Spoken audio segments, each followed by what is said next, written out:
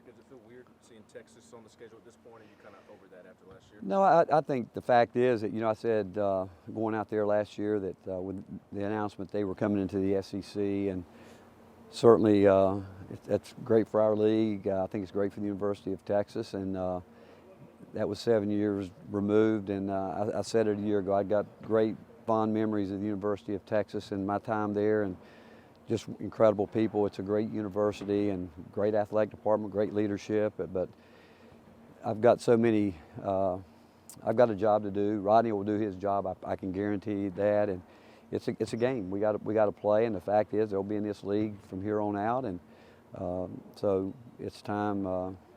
Like I said, last year going there was a little bit different. Obviously, the first time I'd been back in the arena, but looking back at that game, they really, I thought, played very hard, physical. We had a hard time in a lot of different areas. Had a chance to maybe tie the game, win at the end, but didn't make the shot.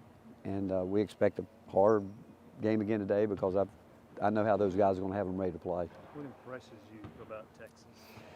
Well, they're not going to beat themselves. They're definitely not going to beat themselves. They're defensively, they know exactly what they want to get done. Offensively, they've got guys that I think they're going to look to try to take advantage of mismatches and do those type things. But well coached. I mean, Rodney Terry and obviously Chris Ogden, who was here with me, and the rest of that staff, they worked through the situation there, and I think they've done a terrific job. And I think now you're seeing a little bit more tweaking where, since Rodney has become the coach, that he's starting to add some things here or there that suits his personality, which you would expect.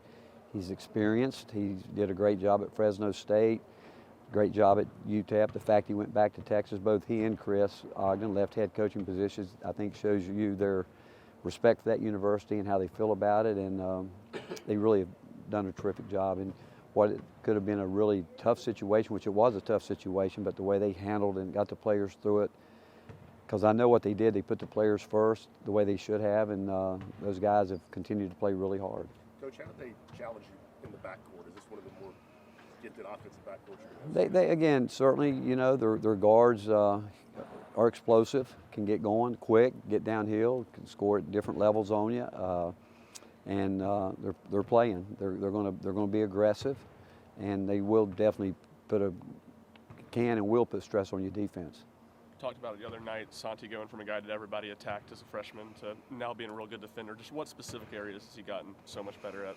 Well, one, he's in elite cardio shape. I mean, he can play forever, and the fact that on the other end, people take him out and he's having to move the whole time and do things there. But where he's gotten so much better defensively, it just shows you. Coach Knight used to always talk about the mental to the physical is 4-to-1. That's what Santiago is on defense. The mental side of his game is there. I mean, he really understands how to play basketball, and he knows what he has to do to be effective defensively, how he needs to guard guys. He's got elite hands, and he's a high-level competitor, but he thinks the game on both ends, and his mental approach is really terrific. How rare is a player like that who seems offense, defense, he's always going 110% and still playing 30 minutes a game? It's hard. I mean, if it were easy, more guys would do it. But to have a standard that you set for yourself and be willing to live to that standard day in and day out, and the grind and embrace the grind, which you have to do every day, is from his point of view, is pretty exceptional, because not everyone can do that, because human nature tells us to some days to slide by, just get by, but to do what he does every day, you've got to hold yourself to a high standard and focus, and he does that. To say about Rodney to step into the situation that he did and kind of keep this thing going in the right direction? Well, I think it speaks volumes, because one, Rodney was with us for 9 years, and I knew him way back when he was young, and certainly appreciate the way he came up through the basketball ranks, a high school coach and into college. And while he was with us, obviously he did a great job on staff with us with whatever role that he needed to play. He played, and then went to Fresno, did a terrific job there. Actually, had Mike Schwartz with him, and then he went UTEP was doing a great job there, but just felt like it was, I think some of the realignment that was going on probably had something to do with the fact too that going back to Texas would be the right thing at the right time. But I'm not surprised with the job that he's done. I'm really not, because he's a basketball guy. He's always been one of those guys that willing to ask questions and talk about things, and what they did to keep the players engaged the way they did. And I think after they won that first game, you saw the respect that the players have for him with the way they treated him after a game. And so I'm not surprised, you know, and he's been around it. He's been around high-level basketball for a long time, and he knows what it takes to get the job done. After that Rice game, what message did you want to get across to him in that conversation? Well, the big thing was he was in an uncharted situation that very few coaches have been in.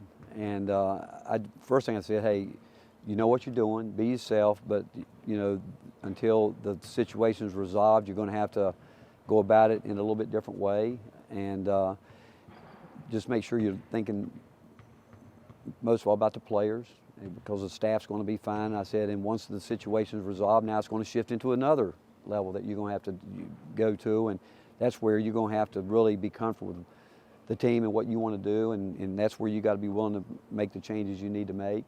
And he's done that in his own subtle way. He is slowly doing some things that I know that he's certainly comfortable with. Coach, with Julian as a freshman, is he in a place where he goes 0 for 6 the other night? Do you worry about that lingering, or can he flush it and move on? I think he'll flush it. I do think that he was over pressing the other night. I do think that, but Julian's going to work, and he's going to come back, and he'll get it out of the system. And again, I just thought he was really pressing the other night.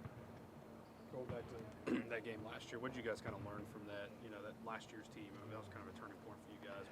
What they kind of learned from that loss? Well, the biggest turning point from that game a year ago was Kennedy Chandler. That was the game that I thought, because you go back, we didn't play him the last 5 or 6 minutes of the game, and we made a good surge to get back and give ourselves a chance to win the game. And that was the game that I thought turned him around more than anybody. And it was a game where, really, if you look at it and go back and watch it, I thought they pretty much dominated it. But we fought back. We did, and we're going to have that mentality tomorrow.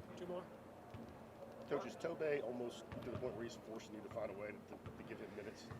Yeah, I think if he continues to do the things that we're asking him to do, yeah, because he does give us a real physicality in a way that we don't have, and he's getting better offensively. He's not even getting started what he can be, but we have confidence in him. We know that he's going to go in and he's going to compete. Why's the defense been so dominant this season? After it was good last year and pretty much the same course back, why is it so much different this year? Well, one, I like older guys coming back, and then the fact that we've got 3, 4 guys who we feel can really guard the ball, and guys that understand how to fix some things. We talked about fix-it guys. We've got some of those guys, obviously more of those guys than we had a year ago, but it's the fact that we're older and we know that we needed to get better. We were solid. I think we've always been solid defensively, but some years you can be better than others when guys are really willing to buy in and know that we can be really good here, and still got to rebound it better. But overall, I think all the credit goes to the players' mindset that they know that they want to be better than we were a year ago. Thanks, Coach. Thank you, guys. Thank you, guys.